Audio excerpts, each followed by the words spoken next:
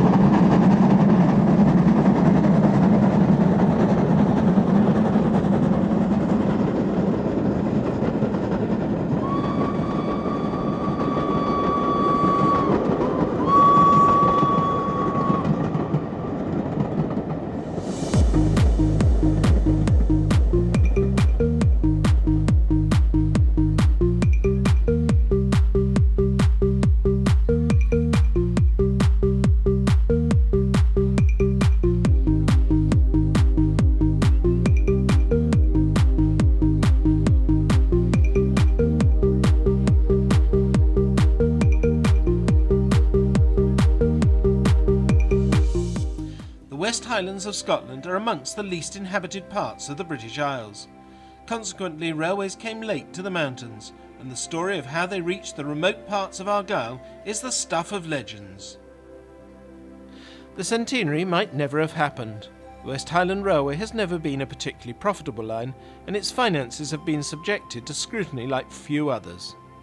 Its nadir came in 1963, when British Railway's Beeching report proposed closure of a large part of the British railway system, including the West Highland.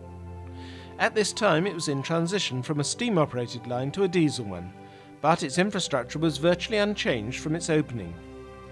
These scenes show the line during the 1950s and 60s, when it was carrying some of its heaviest ever traffic, necessitating the double heading of many trains. This was the result of its severe gradient profile, which includes long stretches of climbs at up to 1 in 50, which taxed the locomotives to the limit. One victim of the Beeching proposals was the withdrawal of the local service to Argyll and Tarbert, which saw the use of North British locomotives until the late 1950s. From its inception, the West Highland was worked by the North British Railway, which absorbed it in 1908 and was then amalgamated itself into the London and North Eastern Railway in 1923. Thus, locomotives and rolling stock reflected that heritage. The North British initially used small and then larger 440 locomotives for passenger trains, the latter named after Scottish glens, until the LNER introduced the K2 moguls, which had originally been designed for the Great Northern Railway. These were named in the North British tradition after Scottish lochs and continued to see use alongside later machines until the demise of steam. In BR days, ex-LMS locomotives of the Black 5 class worked over the line, as did their BR standard development. Two types of locomotive were built especially for the West Highland. When opened in 1894, the North British produced the West Highland bogies, and then in the late 1930s, the LNER's Nigel Gresley produced a special design of 3-cylindered 260 which could cover all types of traffic. These were the K4 moguls, which bore resounding names such as Lord of the Isles, Cameron of Lochiel, and the Great Marquis. The latter was preserved and was the lead engine on the Centenary Special in 1994, and we see it again in the shadow of Ben Nevis at Fort William Shed in that year, alongside a pair of ex-LMS Black 5s, which brings us full circle to the centenary year, more than 30 years after Dr. Beeching had proposed closure of the West Highland.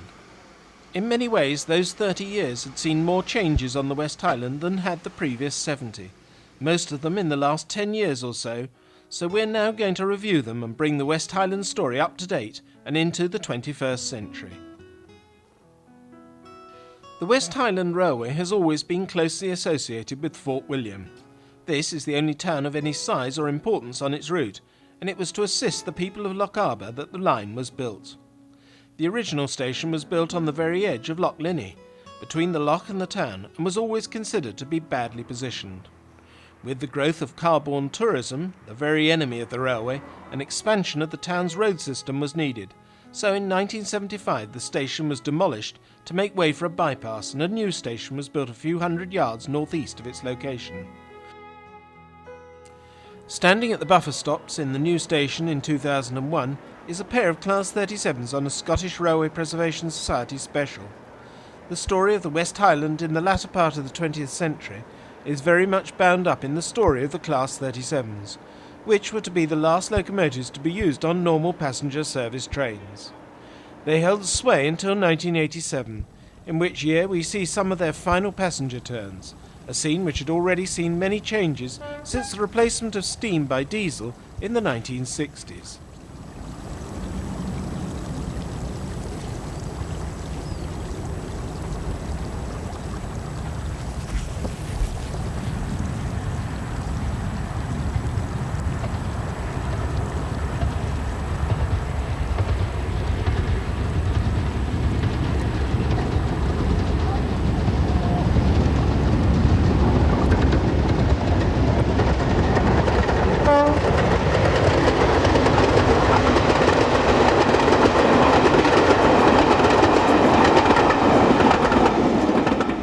The 1963 Beeching report and its closure proposals had met with much opposition, especially in the Highlands of Scotland. But it was the announcement that a new factory was to be opened at Corpach by Scottish Pulp Developments Limited in 1964 that saved the line, as British Railways guaranteed to maintain it for 22 years so it could service the pulp mills. The latter actually closed in 1981, but had saved the railway.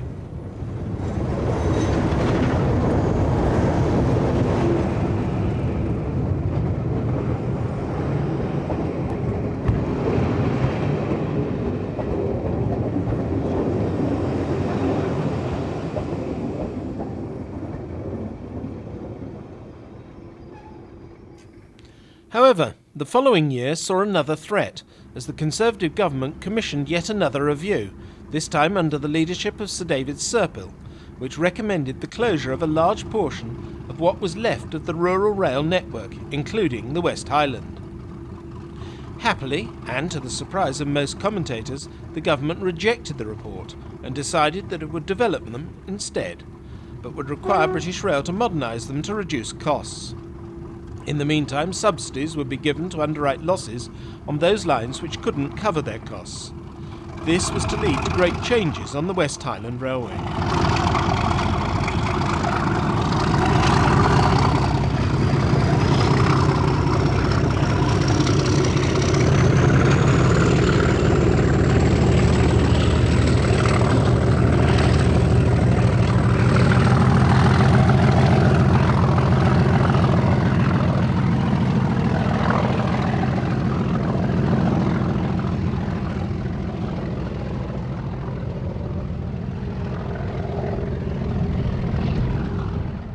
The first change was to the stations and signalling.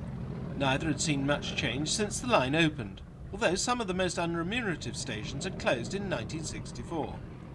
Both stations and signalling were very labour intensive, so it was proposed to make the stations unmanned and to replace the manual signalling, which required signalmen and signal boxes at every station, with a radio-based system which could be operated from one box, controlling the entire line from Helensburgh Upper to Mallaig, with the sole exception of Fort William and its environs. This is Rennaissance Station. The wild and windswept moor was the scene of one of the legendary stories of the West Highland Railway, when a survey party set out in 1889 to find a route across the uninhabited moor. 7 gentlemen set out from Spearn Bridge to the north of the moor on January the 30th and soon encountered sleet and gales. They forged on and eventually crossed the moor, being saved from death just before a massive snowstorm engulfed the region.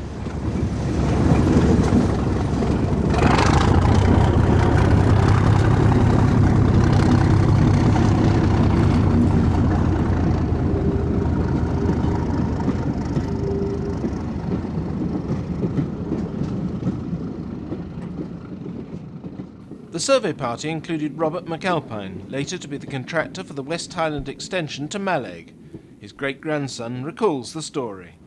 My great-grandfather, when this part of the railway was being surveyed, found himself on Rannoch Moor with a survey party, and the people were dressed like I am today with a suit and city shoes and umbrellas as a survey party, and they were going out to find a route for the railway. Well, the people who were to meet them didn't turn up, and they got lost, and some of the old gentlemen became very tired, and one of them felt faint and so on and so forth. And my great-grandfather set off to look for help, and eventually found a cottage some of the early hours of the morning, and was sort of looked after by the lady of the house, and and the rest of the party were actually found, so it was all right. But had it snowed that night, that would have been the end of him, and I probably wouldn't be here today.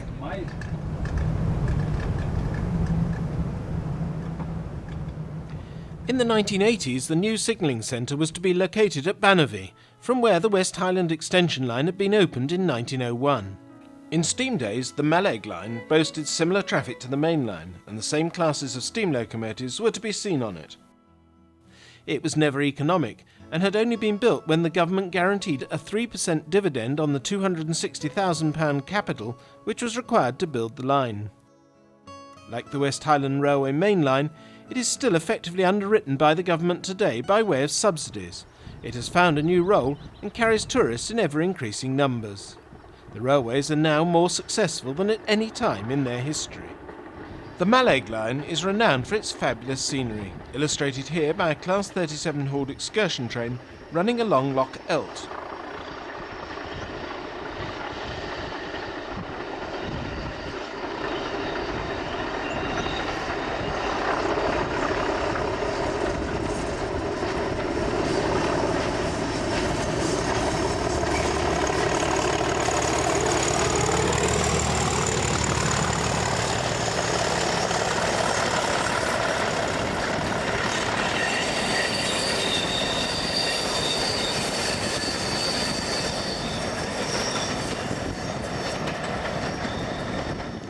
Perhaps the most famous structure on the whole of the West Highland is Glenfinnan Viaduct. This was world famous when it was constructed, as it was the largest mass concrete structure in the world. It was built by the firm owned by the same Robert, later Sir Robert McAlpine, who had crossed Rannoch Moor. He was better known as Concrete Bob for his advocacy of what was to become the most successful building medium of the 20th century, and the Mallaig extension was to be his showground. I think the Fort William Mallaig section is the most beautiful railway in the world. Perhaps I'm biased because my family built it, and I've heard about it from the earliest days. My great-uncle was nearly killed on the railway when he was 19, and he used to tell me the story, and he'd show anybody, almost anybody, his scar. Most of us love railways, whether we admit it or not, you know. But of course this railway is very special. You hit the sea, and then you go in through the mountain, and then you go through a tunnel and over a viaduct, and so on and so forth. Plus the scenery looking absolutely fabulous. The colours, you get it on a good day, the blue of the sea and the sky and the heather and the green and the absolutely fantastic and wild.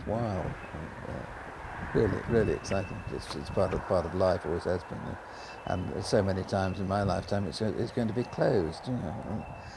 On one occasion, apparently, they took the councillors on the alternative by bus along the road, and the road was so bad they decided to keep the railway open. Seeking to maximise the income for the railway, British Rail's Special Trains Division took an unprecedented step in 1984 by introducing timetabled steam trains once again. The reason for this was the very scenic nature of the West Highland extension.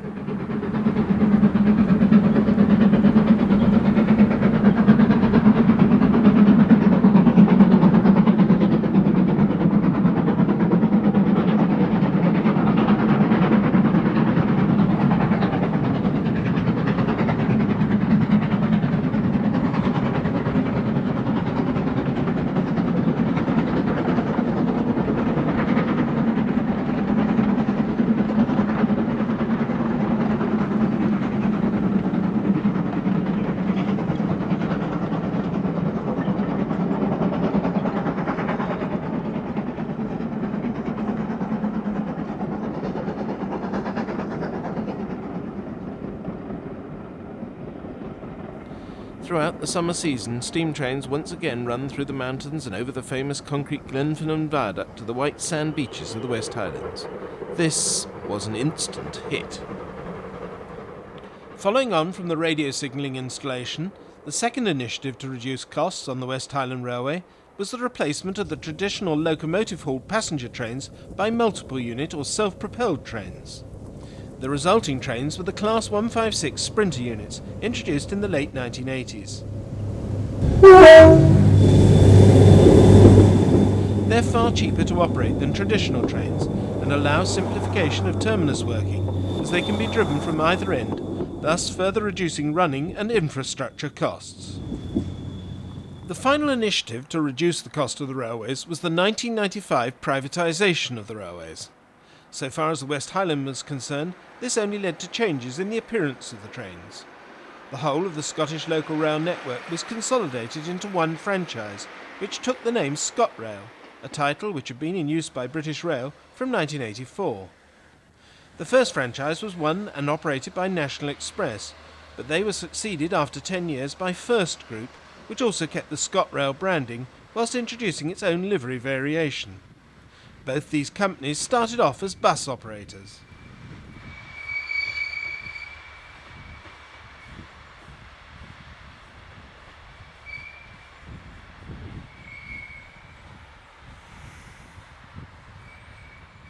However, getting to Fort William from many parts of the British Isles can take a considerable time, and sleeping coach trains have always been a feature of the services hence. By their nature, these trains need specialist carriage stock, so the sprinterisation policy did not see the complete elimination of locomotive-hauled trains. They continued into the early 1990s after the normal daytime trains had been modernised, using carriages which had been built in the early 1980s as part of the overhaul of the railways by the Conservative government. However, the sleepers were losing money, and it was thought that no private company would be prepared to take them on. So, in December 1994, it was announced that the Fort William sleeper was doomed. But they didn't take into account the fierce opposition of those to whom the sleepers were an important part of their heritage. The story actually goes back into Highland history. Highlanders have always had issues with the British government. Massacres and battles are remembered and commemorated today. Glenfinnan is of far greater importance for its role in Bonnie Prince Charlie's ill-fated uprising than for its concrete viaduct, from which, by the way, the memorial to that Jacobite rebellion can still be seen. The quelling of the Highland clans and the resultant Highland clearances led to the extreme poverty of the West Highlands that eventually led to the building of the West Highland Railway in an attempt to alleviate it. Part of the quelling was the transformation of Highland clan chiefs into landed lords and earls with seats in the House of Lords and vast estates in the Scottish Highlands. The railway and its sleeper services enabled these aristocrats to commute comfortably between the two. So, when the sleepers were threatened, there was uproar in the House of Lords. A newspaper hack dubbed the Fort William sleeper the Deerstalker Express, and it became a cause célèbre. Nearly a year later, the government was forced to say that the sleeper would be given a subsidy and permanently reprieved. And so the sleeper continued into the brave new world of the privatised railway, initially in the care of National Express, which ran the Scottish franchise, sporting a unique livery, branded the Caledonian Sleeper.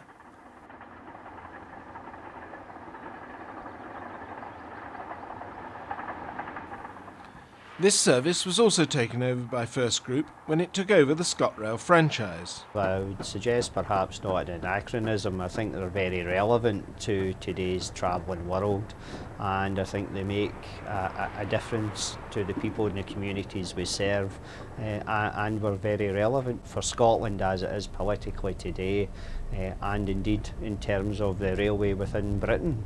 So I think rather than obviously had a good past, but I think we've got a very good future as well, and hope to see the service develop in the years going forward. The trains are, however, complicated to schedule and operate. From London, the train leaves as one full train with the three parts of it, one portion going to Inverness, the one we're on just now going to Fort William, and the third portion going to Aberdeen. So that's a combined service leaving London, facilitating everybody within the Highland region. And when we get to Edinburgh this morning, some people might have noticed that depending on what happens in the shunt, we do actually do a shunt movement, and the train then becomes the 3 component parts, one of which we are on just now, going up to Fort William. So in terms of actual railway operations, it's quite a complicated service to run. Each coach, for instance, has to be back in Inverness every 8 days, so that means the coaches rotate round the full service, whether it be Glasgow, Edinburgh, Aberdeen, Fort William and so on. So quite a complicated service, as I say, but one well worth running for the people that use it.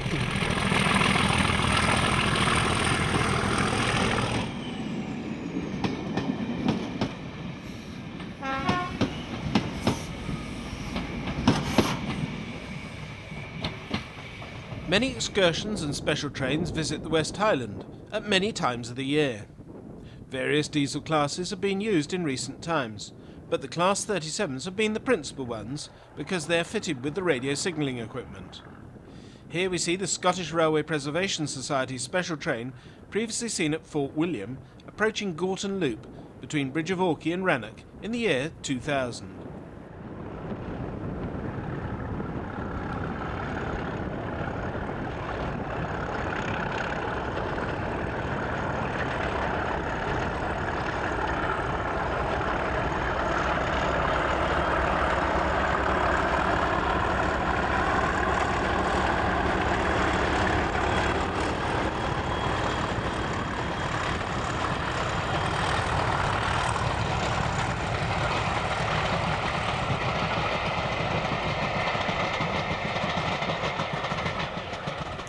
Gorton was built with a platform when the line opened, but it served only the staff who worked there.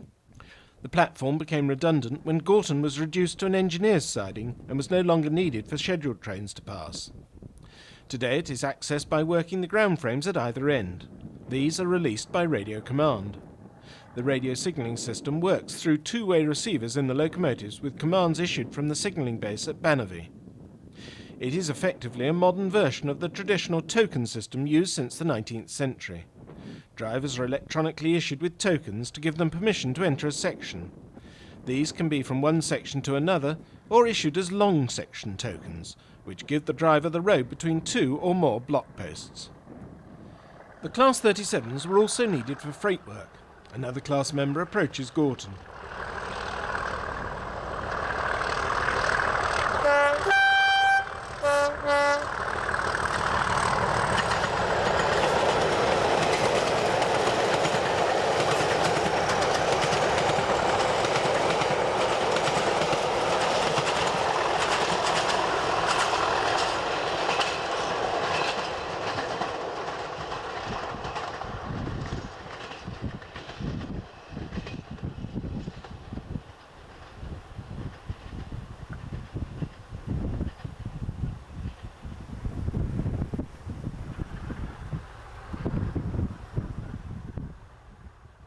As we've already observed, one consequence of the radio signalling installation is that locomotives and trains used on West Highland services have to be equipped with the relevant radio receivers. It makes sense to dedicate a group of them to these services. Initially, only the Class 37s and Class 156 Sprinters were so fitted, so the 37s were used for the sleepers, special trains and freight services. Freight had saved the West Highland after Beeching, so freight services were vitally important to the line.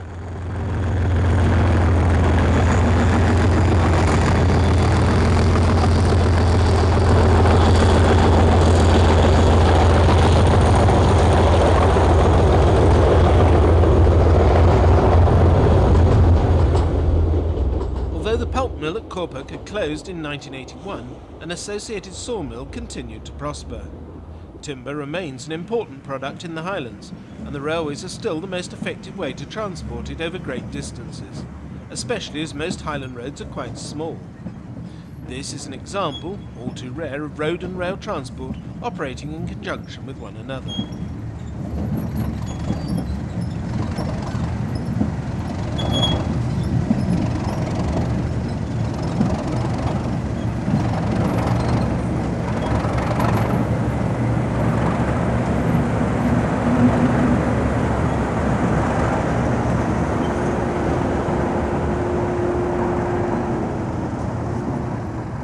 Corporate sawmills took some of the timber, but in recent times the flow has been southwards. Colas Rail collecting timber from Crianlarich and Argyll and Tarbert to be delivered to Chirk.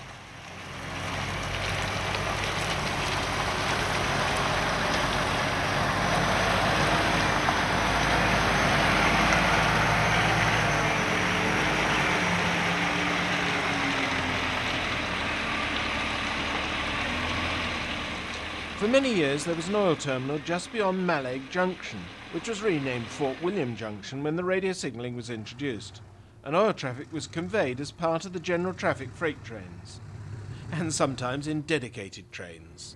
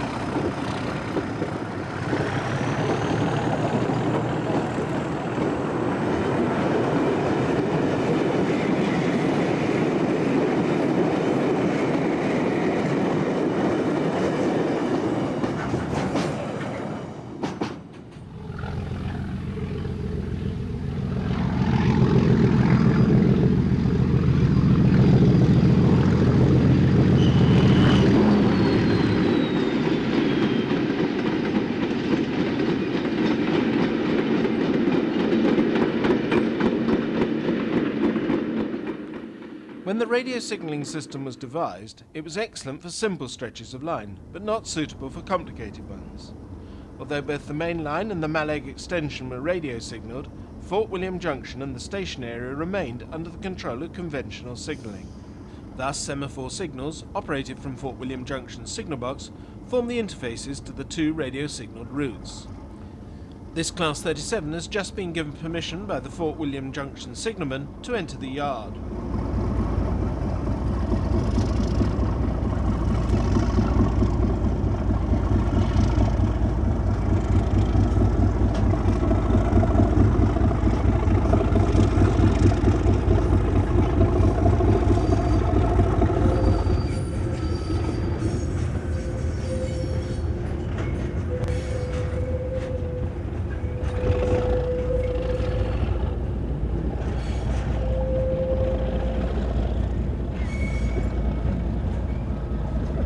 Another Class 37 hauled freight is seen approaching Tulloch Station after coming down from Rannoch Moor.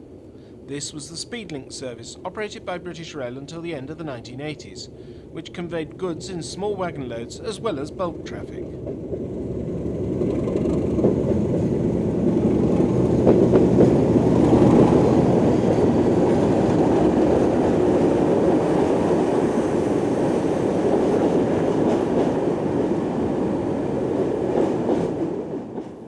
This train normally set out from Glasgow's Moss End Yard in the early morning for an early afternoon arrival at Fort William.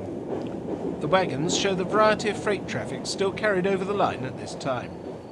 The same train is seen approaching Roy Bridge Station non-stop, as it had been given a long section token from Tulloch to Spearn Bridge.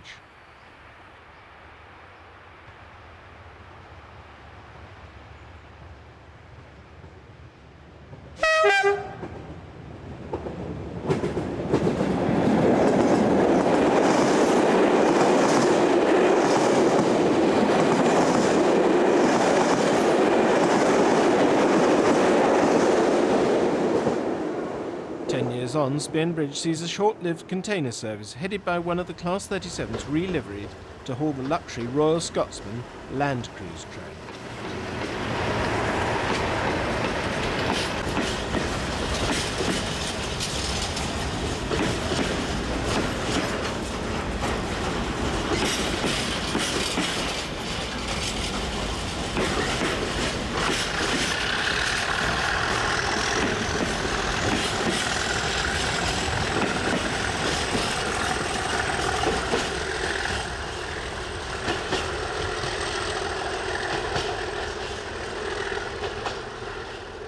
Just outside Fort William, British Oilcan built a factory in the shadow of Ben Nevis, and alumina is still conveyed from Blythe to this plant on a daily train, which also carries any other traffic offered. Here a Class 37 departs from the remote Rennaissance station with the returning empties.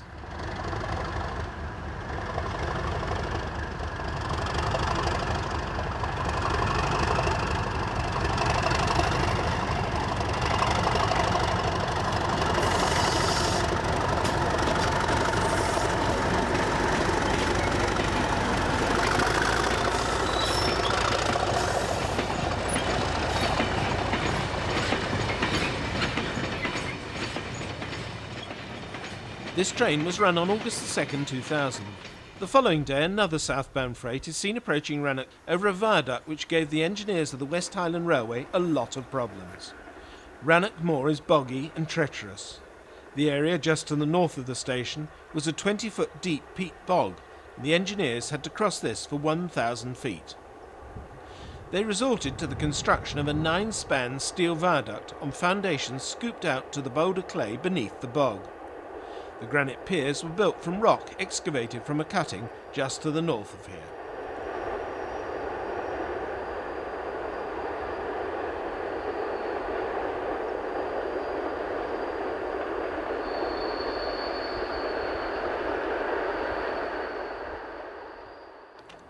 Although it might not be thought that a freight train is a suitable vehicle from which to enjoy the delights of the Highland scenery, it makes a superb sight climbing around the mountains further along the line beyond Bridge of Orkney. On this occasion the weather was its usual damp and misty worst, but this Class 37 hauled freight illustrates one of the most popular parts of the line as it heads noisily southwards around the foot of Ben Doran along what is known as the Horseshoe Curve. This spectacular line of rails was dictated to by the West Highlands' tightly drawn purse strings, as it could not afford to build a mile-long viaduct across the valley floor here. Resort was made to a sinuous route around the mountain slopes, which included 2 viaducts and a climb culminating in 2¼ miles at 1 in 55 to the County March summit.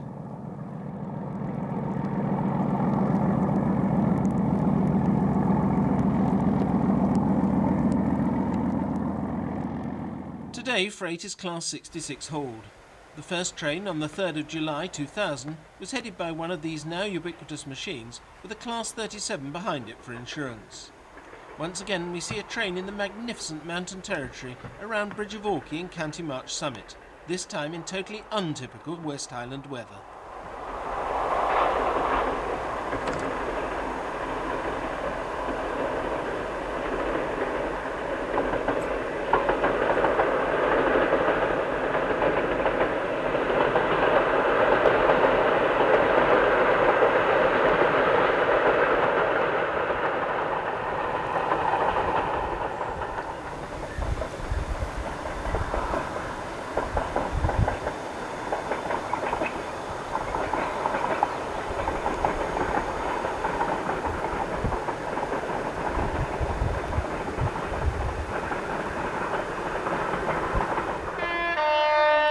Here the train climbs the last few yards to the summit, following which it is all downhill to Crianlarich.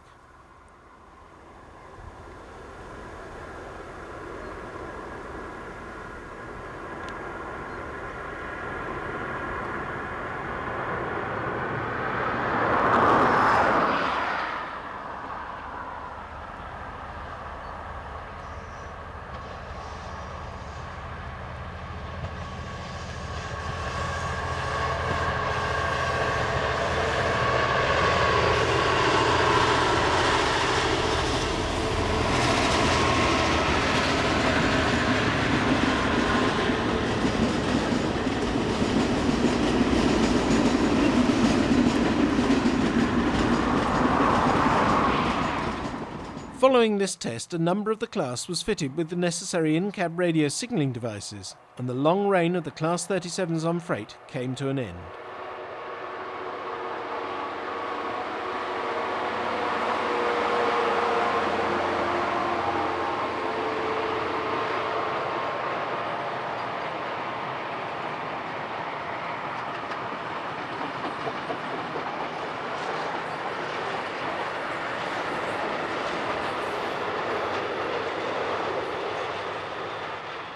Class 66s are also used on engineers' trains, as seen here at Carrar, the remote passing station on Rennaissance Moor, which is the last remaining isolated station on the line following the closure of Gorton. There are no roads to Carrara, just moorland tracks, which are only passable with suitable vehicles such as this Argyll cat. The barren moorland is very popular today with walkers and trekkers, and the station provides a suitable starting point for those intrepid souls who wish to cross this difficult terrain.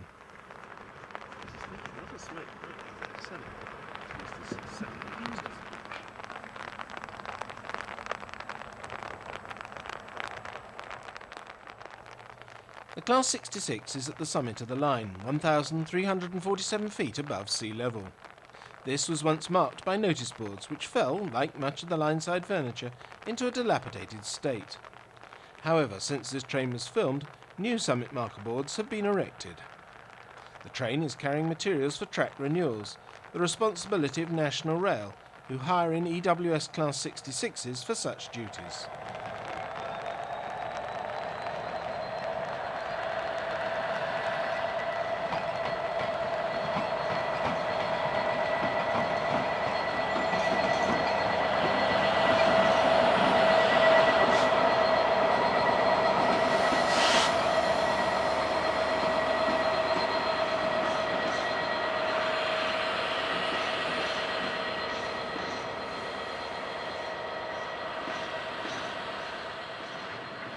In the loop is a steam train. The 1984 initiative by BR's Special Trains Division was such a success that an annual steam programme has continued ever since, the mountains echoing to the sound of hard-working steam locomotives once more. Only for 20 years in its history has the West Highland been devoid of steam.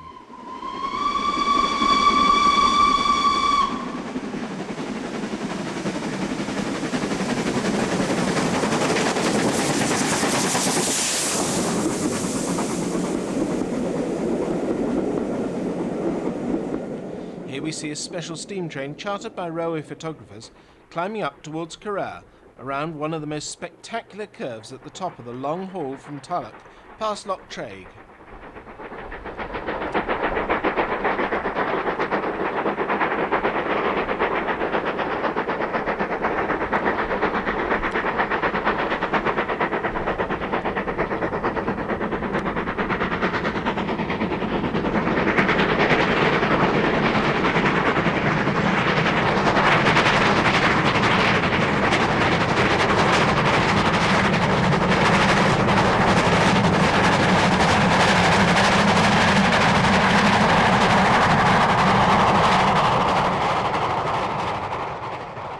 Locomotives here are two of the types used in regular service under British Railways in the 1950s, classes B1 and K1, whilst the next view sees one of the XLMS Black 5 machines at work.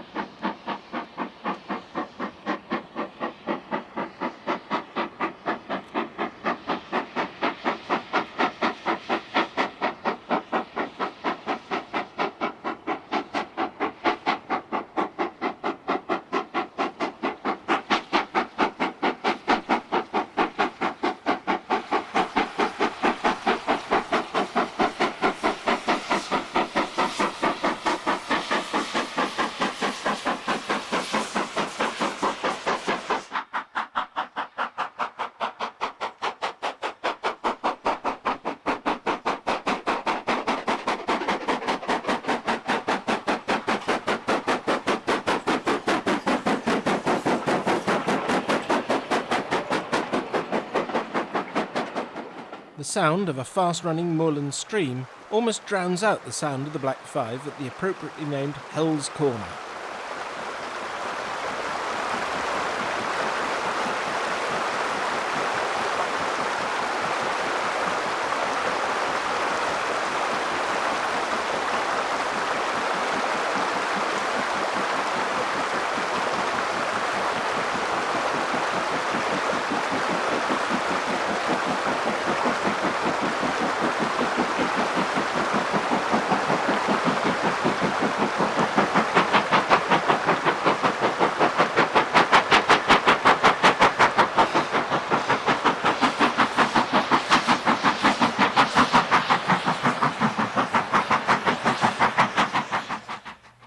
The regular, and after nearly a quarter of a century still the only timetabled steam train service in the country, is known as the Jacobite, and it leaves Fort William at 10:20 throughout the summer months on an out-and-back run to Mallaig.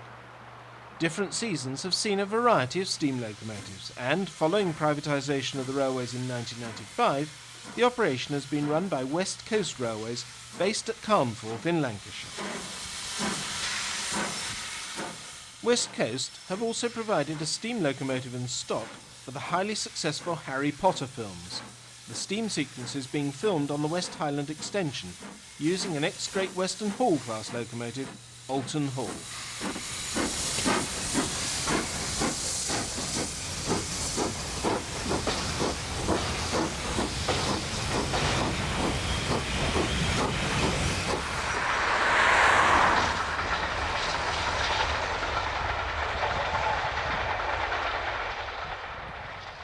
Whilst the locomotive is normally only used for filming contracts, this was a public run in the summer of 2006.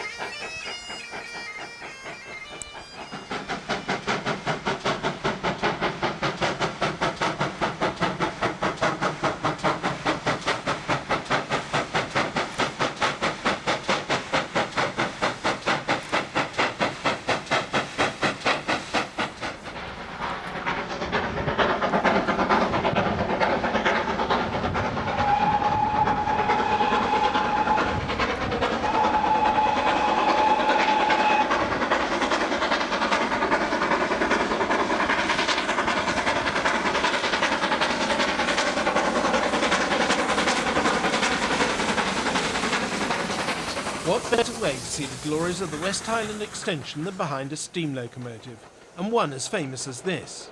Well, for diesel enthusiasts, a Deltic would be better.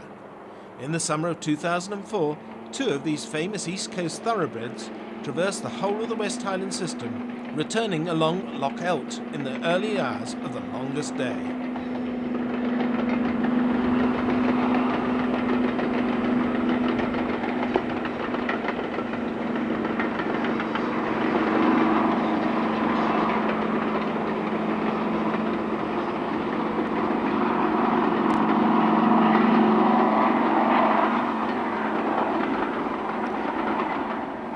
After a pause for photographs, the train set off again over Glenfinnan Viaduct.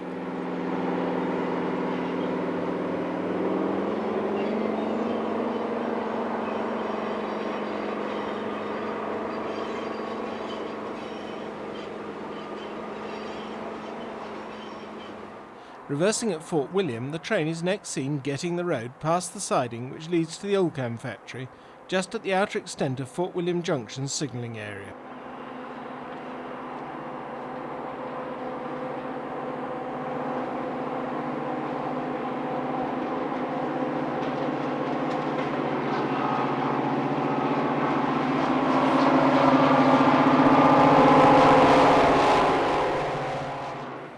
All specials such as this and the steam trains use a portable radio signalling device on the West Highland. It was also in use on a Class 67 diesel, which is seen at Argyll and Tarbert during a test run to ascertain its suitability for use on the sleeper services.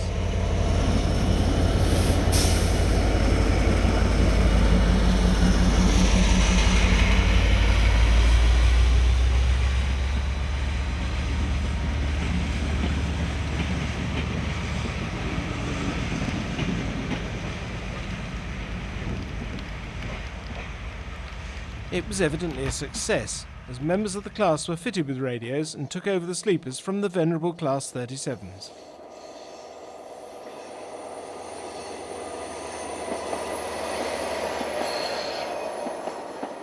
With the Class 67s on the sleepers and 66s on freight, the West Highland in the first decade of the 21st century has a very modern and progressive appearance.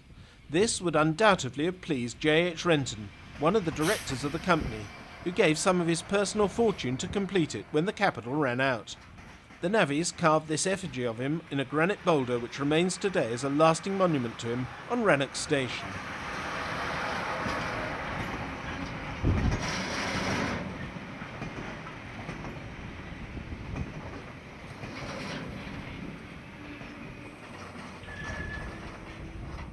Another new class of engine, at least as far as the West Highland is concerned, is Class 47.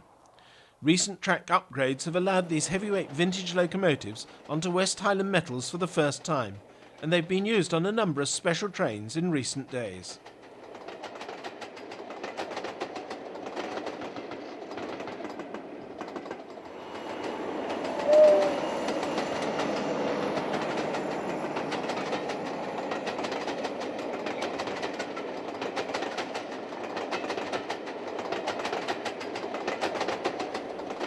Although no longer needed for the normal service trains, the traditional Class 37s still appear on special services. These include the Serco test train, which is tasked with examining the condition of the track or permanent way. A feature of this operation is the so-called top and tailing of the locomotives, with one at each end, so that the train can reverse on dead-end branch lines.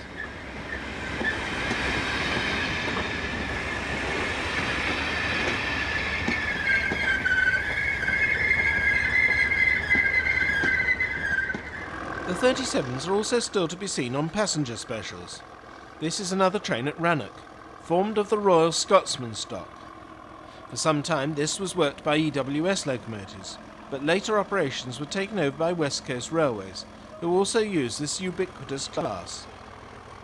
This is a type of locomotive whose usefulness seems to ensure that it will carry on for many years working on the West Highland Railway.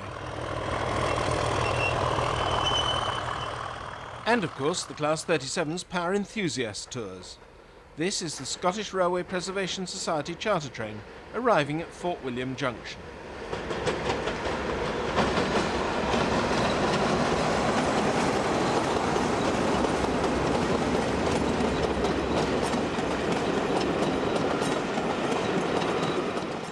Finally, the wheel turns full circle once again, as we see another steam train on the modern West Highland Railway.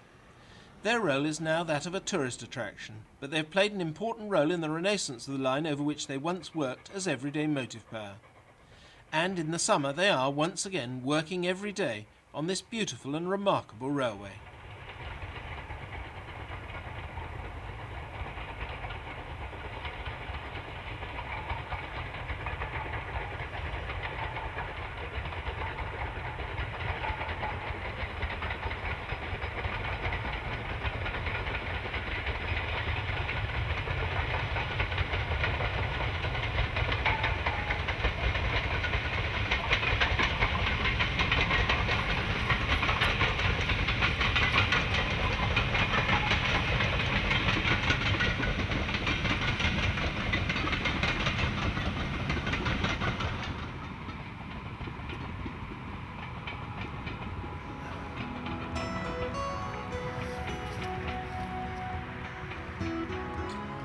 Today, over 100 years since its opening, the West Highland Railway continues to inspire the many thousands of passengers who travel over one of the world's most scenic rail routes.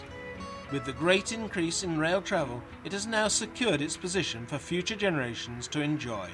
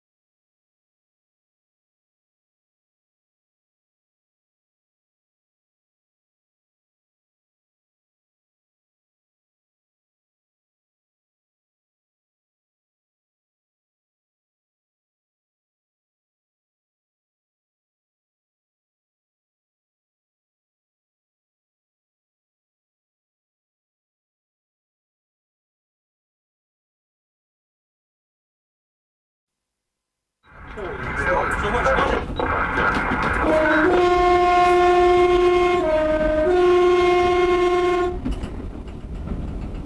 I was told it is simply the effect of East European acid rain. East European, did you say? Yes, it just drifted across, and this is where it's So what is affected what is west of causing all. it then? Is it coal burning power stations? Or? I believe that there's a hell of a lot of acid in the old-fashioned industries over in East Europe, because they were never very efficient.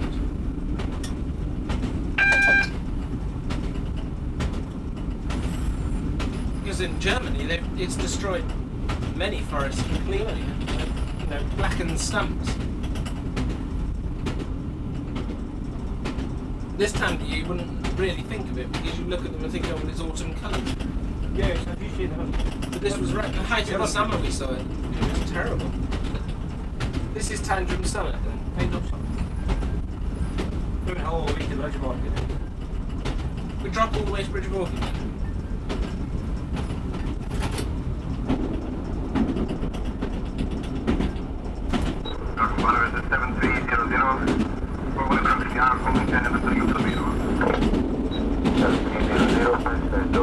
Tomorrow I hope to see you with your locomotives working hard round here. Overall's what you want.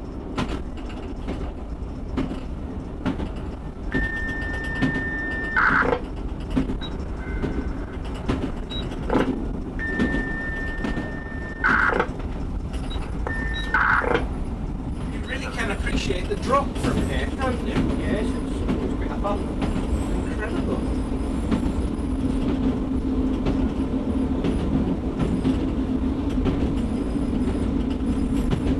There used to be an old rumour circulated among some railmen that the land Yes. across here was owned by a particular landowner and he wouldn't allow the railway to build a viaduct right across.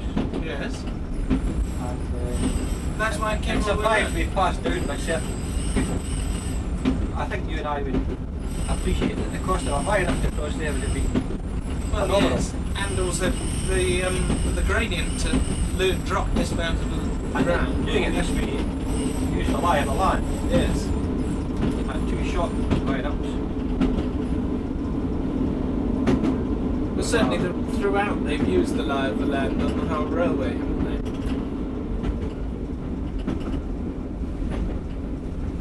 We've got enough viaducts as it is, even by using them. Yes, well, the cost and the maintenance of a viaduct of that nature Yes. is phenomenal.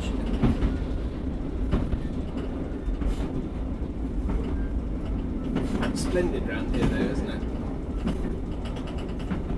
Very pleasant. Particularly if the sun's out.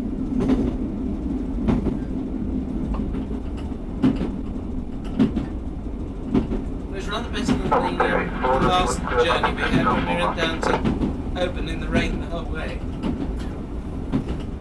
And came back in there.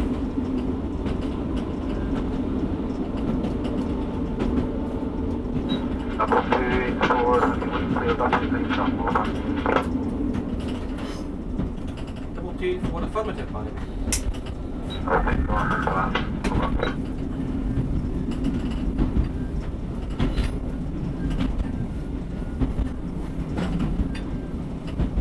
That was really unusable like that, of course. You could just about make out the track, but with the rain like that, it was. Yes, this was your trip to Oban. Yes. Which is why the first part of the line, because we were lucky, we got to Crean Larrick, we didn't really have too much rain then. So that was fine. That's why this time I was interested in continuing on. As we said at the time, we should come and do this bit. Well, certainly better weather today. Yes, so far. No, it's not so far running well. They've recently reinstated the engineers signing at Gorton. Oh, have they? 8 or 69. So that has broken up the section somewhat. But as I say, it's used purely an emergency or for an engineer's machine. Yes. So I mean, if they've got their track machines up here, you're not held up. That's right. Yeah.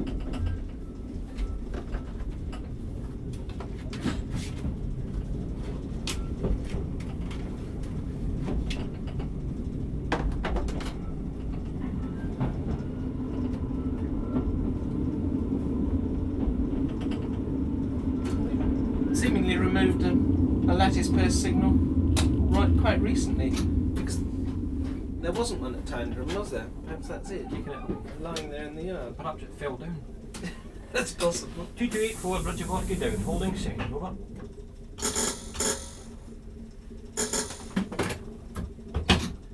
Double 284, permission to see some Bridge of Argyll, passing down stop board Gotham to down stop board Rannoch, over. Roger. So we've taken to Rannoch, haven't we? Got the total right.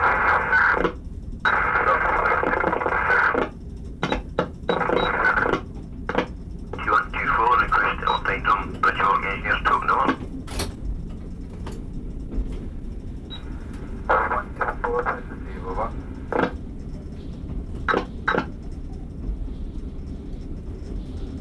Does it seem strange to go across points that are apparently wrongly set? Well, it did it first, yes, but You've got used to it. above there you can see MUT means that's the end of the higher speed for the multiple Yes, units. I thought that was good. Because most of the time, multiple units got sort of 10 to 20 miles an hour higher. Again, over. Request on the right, right, token line 77. 2107, send over.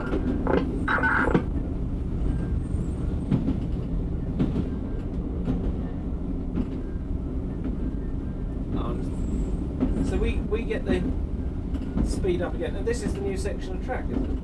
Well, this is a fairly recent section of track there. Further up on the moor, you'll see it is actually Oh, more or less brand new track. This house on the right here, a calendar, Oh yes. was owned by an outdoor group based at Buchanan House. I'm not quite sure what it 107, is now. Roger. A climbing, as I say, an outdoor group based at Buchanan House. Yes. Here's what part.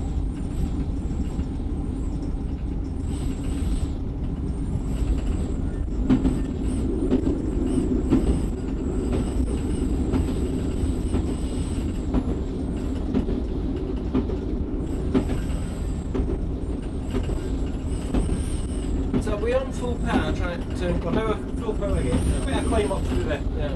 So although we've got actually a higher speed, we can't reach it. That's right. Well, it's gradually rising now. Yes. Yes, I was watching. It's just creeping over the 40. It's just a bit unfortunate that restriction. Down the S-bend back there, just above the hill. It's gradually climbing. Presumably these bridges are for cattle or wild whatever animals are up here. Sheep, maybe, I suppose.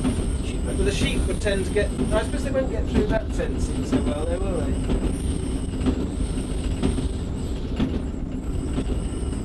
I think this was part of the condition of the line being built, this installation of sheep bridges at Yes. whatever points the landlord required.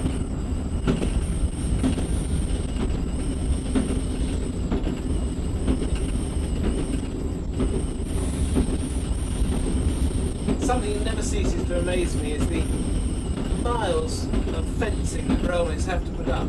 Yes, and The maintained. expense of it, yes. And maintained. No, it's a major expense, isn't it?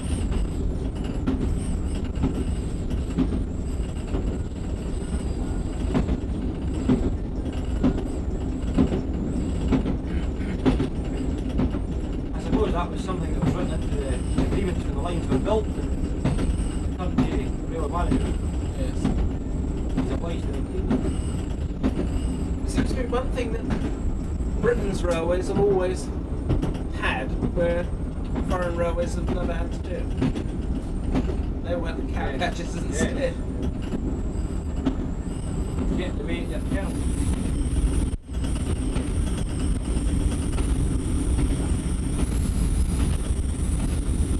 Highland just dominates the view here. It does, yeah. getting up above the tree line now, aren't they? It doesn't veer across to the right here.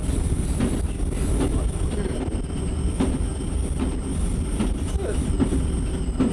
I see tyre tracks there. I suppose there's some roads come, or some cross-country vehicles will come up here, won't they? Some hardly so.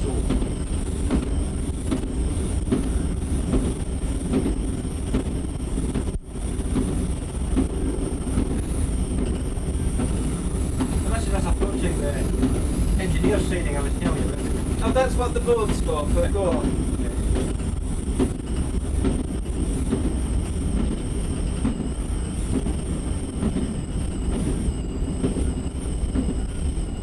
Only we used very occasionally, as I say.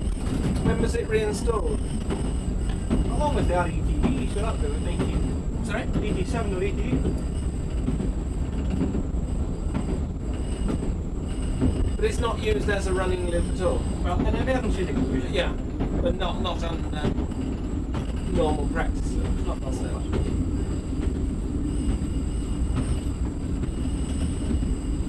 GTA what is looking weird on. Over. And really, but occasional climbs and so on.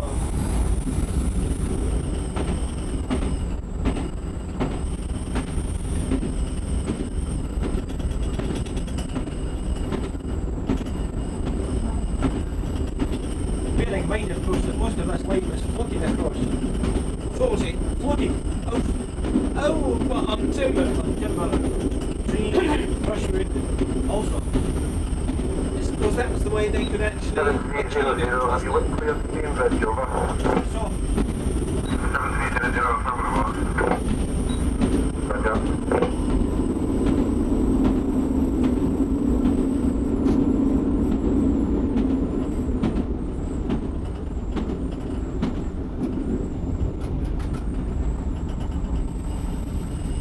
They're lovely rivers up here. Look as though they're full of peat there.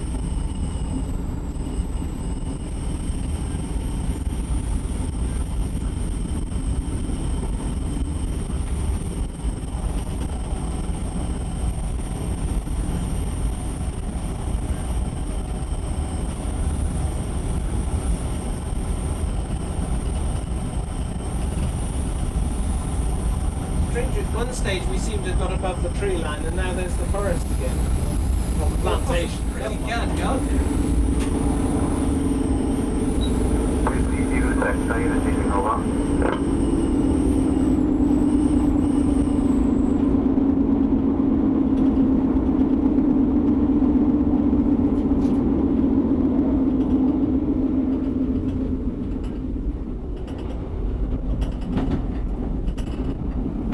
K1 drifted all the way down here and opened up once it crossed the bridge. It was obviously severely restricted over the bridge.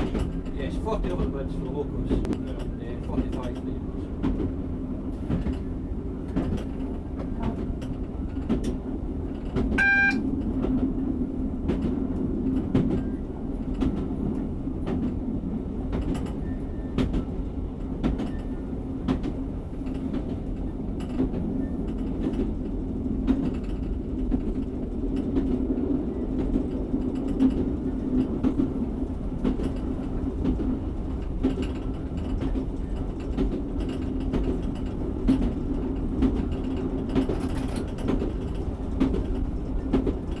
There's certainly long sections, aren't they? Well, as I said, this is about the longest section. I have a man with you 306 to Mr. Bustles, the marker for the Canada and Bush, the second source.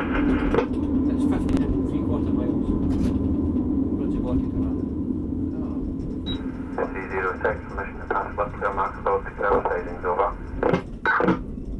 306, roger, right. Welcome, runway 7300, is right with the ship. Full central.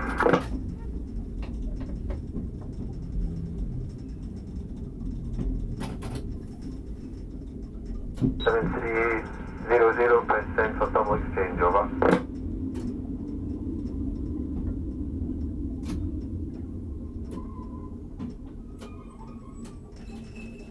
How long does it take to get to Carroll? 13 minutes. 13.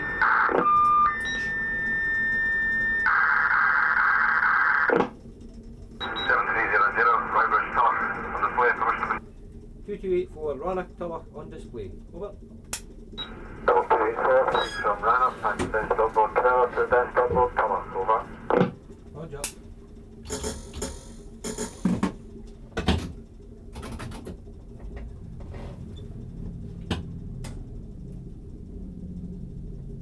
So we have a long token section, do we? We have the section now to Tulloch. I mean a long section token, don't I? Long Long section. token section. Long section token. Yeah. That's right.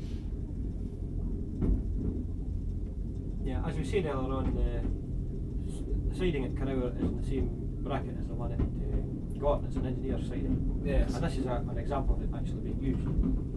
Yes. Machine. Inside. This is perhaps one of the best known parts of the line, isn't it? This viaduct, where Well- people can get to it. Rannoch Viaduct. The longest Well- viaduct in the line. Oh, is it? Yeah. It's also because the only one that people can actually get at usually without walking right across the moor. Also the steepest gradient on the West Highland section. Is it? This, It's 1 in 53 up out of Rannoch.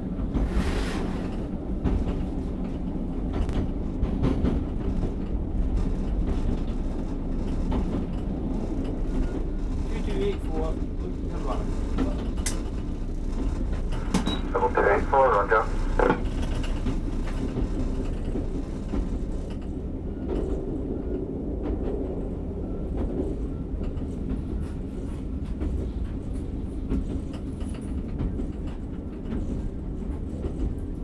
the snow shed is the other side of Karora, isn't it? Or is it this side? The snow shed is approaching in about 2 minutes, 3 minutes. Oh, and it's here. Is it?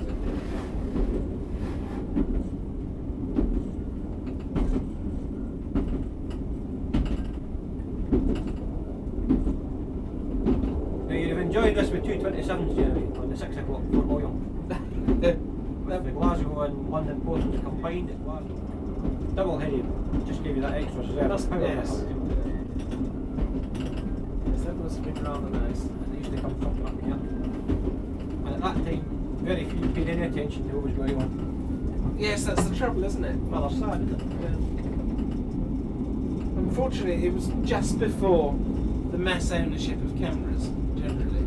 Yes, I suppose. And also, of course, the mass ownership of cars to actually get people around them.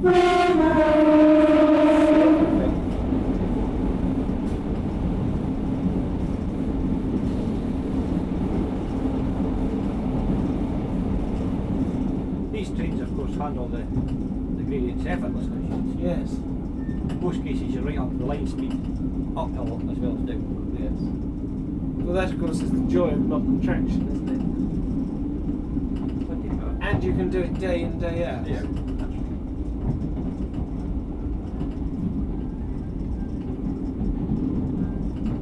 Has this water on the left got an official It's known designation? as the Sword Loch, It is. and the story goes that away back in the days of the clans, this two clans that had a grievance, the leaders of the clans decided to have a meeting here. They settled their grievances and they decided they would come alone. And after some discussion which got a bit heated, one clan leader's whole clan appeared from What have they been doing? Relaying? I think there has been a Or bit is of it just trouble happening on? with subsidence here, keep the track in place. That slows down Oh yes, it's a very short one. Isn't it? sometimes.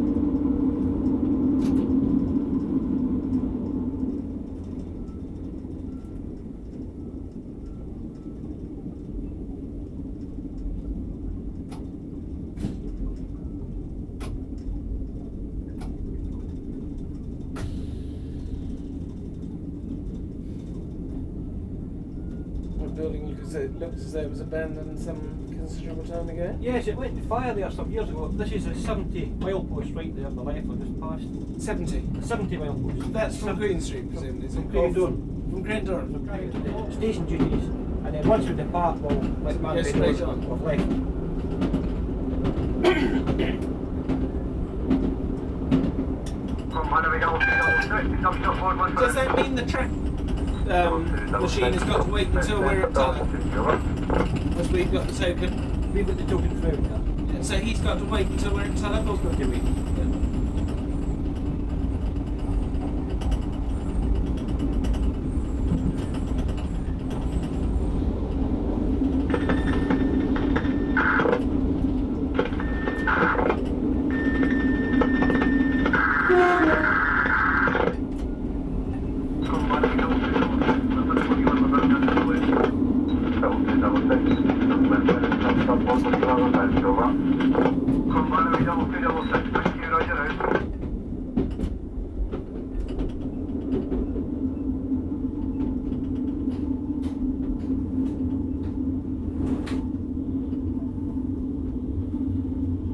Mrs. Morgan, who used to be a single woman here.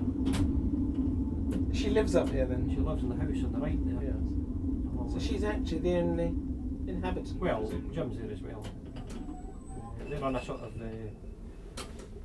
overnight stop for hikers and campers and such like. Yes. Oh, I see. In the old station building there. We have a passenger getting off.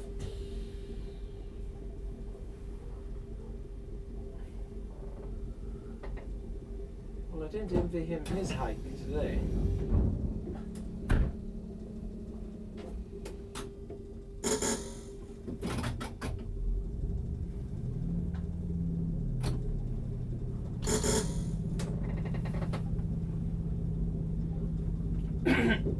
Hello, it's still the sunshine over there.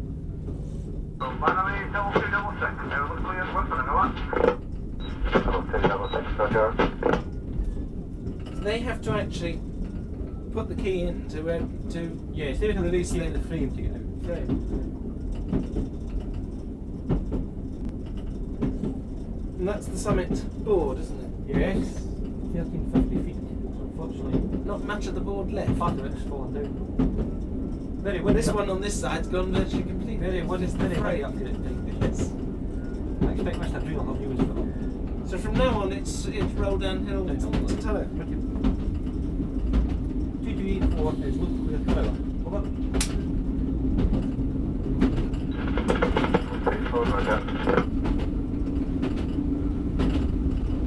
Yeah, it's pretty well downhill already to go way up there.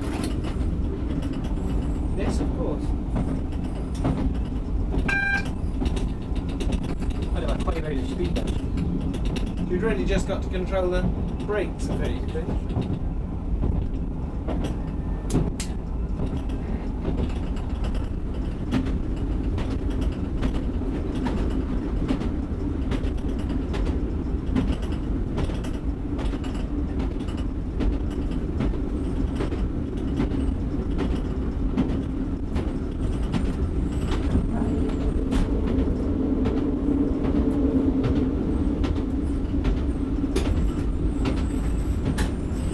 This presumably was snow fencing to prevent drifting. Yes. It's all rather fallen into disrepair, Yes. to say the least.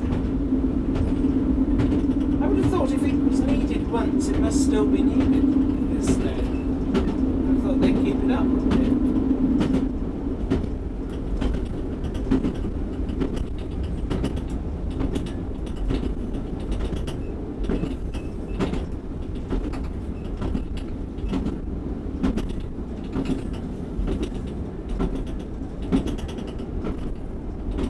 Going back a bit into history, I think the first winter the line was open, they had a very bad winter. Yes. I think it was not the worst winter of the 19th century. Well, yes, it would have been. 1995. Yeah. First winter. I think the line was shut for, if not weeks, certainly some days. Yes. And after that, they took some extensive precautions, you can see, Certainly going to need it. which included Well, that's- building a snow shed. Quite spectacular coming across here, isn't it? Well, Craig appearing on the left. But that's an artificial lock, isn't it? No, the lock was Or an always there, but extended lock. it was artificially raised. Yes. For the hydroelectric scheme in the 30s. That was the 30s, was it? It was quite an early one. Well, the tunnel down here, as you'll see, says Yes. 1932. Oh, yes, that was when it was done. It was for the aluminium works at Argyll. can't we? Never start. Was it? Oh, yes, now somebody was saying something about the fact that there's pipes that come down above them are specifically for the Argyll Road. Yes. I think you can see it's at a rather low level just now, isn't it? It seems to have been at a low level a lot recently, because the last few times I've been up it's been very low. Perhaps they just don't need as much power or whatever for techniques. Turned and just got chopped in half.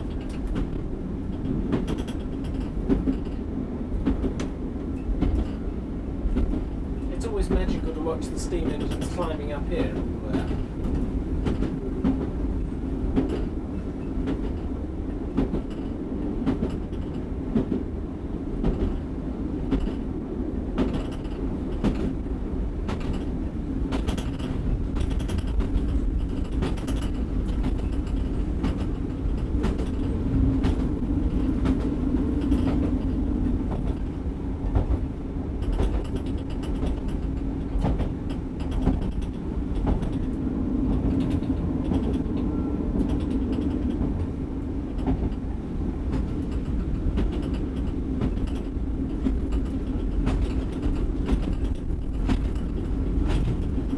Quite a bit of timber fell here. Oh, it's felled, is it? I've just noticed the Some years tops ago. of some of them. I'm not quite sure what happened. I think the firm that was doing it went a bit out of business. Said it wasn't profitable.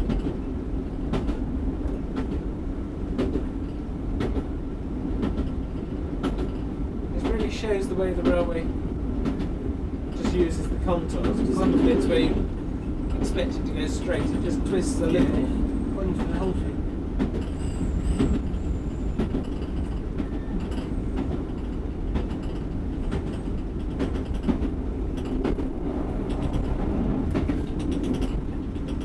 It goes on forever, doesn't it?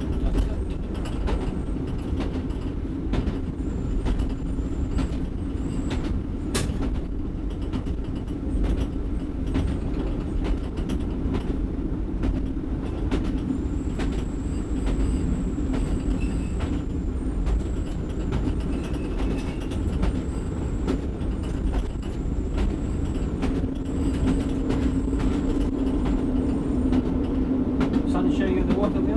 Yeah, it's rather nice. What is the grade up here? It's about 1 in 60 up here? About 1 in 6. Knowing where the various curves are and what you've got to do. Yes.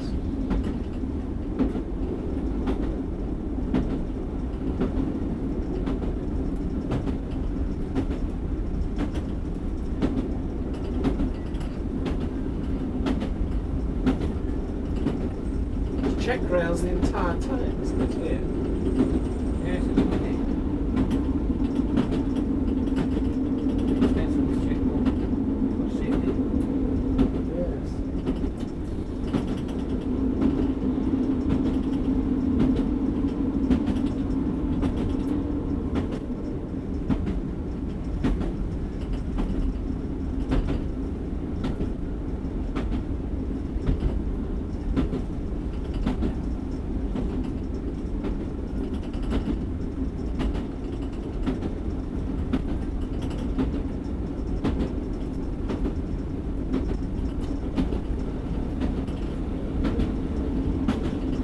Those rocks just put there to stabilise the ballast.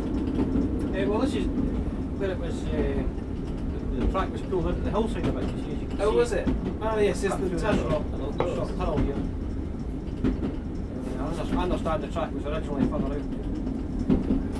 The area of the law. Yeah. It's like You just cut it down. date above the Oh, I see, it's 1932 on the above tunnel. the portal there.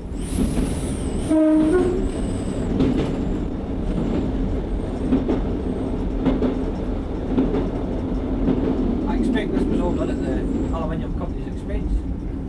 Oh, yes.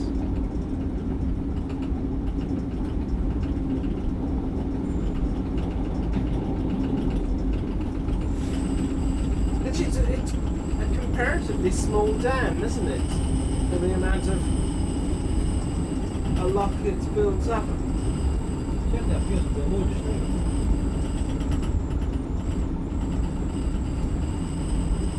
It really is very low.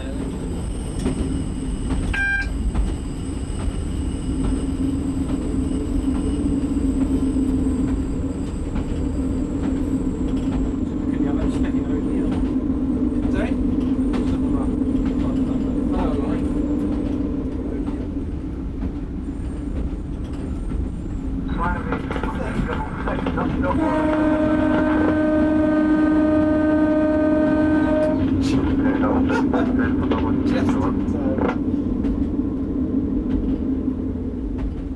It's amazing they actually know which way they've got to go and they don't run straight away down the track. They very often do. Oh, do they? So there's often a mangled one, I isn't thought there? I was going to be a mangled one there.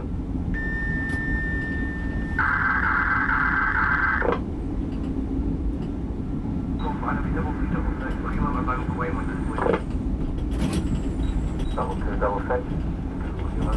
One stop signal for William Junction, over. 4266, thank you, roger out.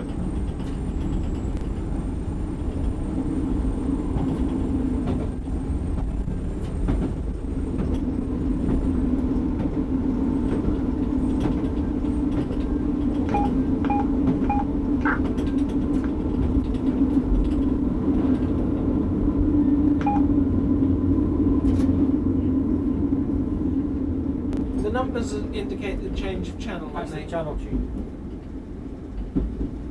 Now, is that for the radio signalling or is that the ship to shore? Well, it's a ship to shore, but of course that's... It is the radio signalling. tied up with radio signals. Nice looking freight.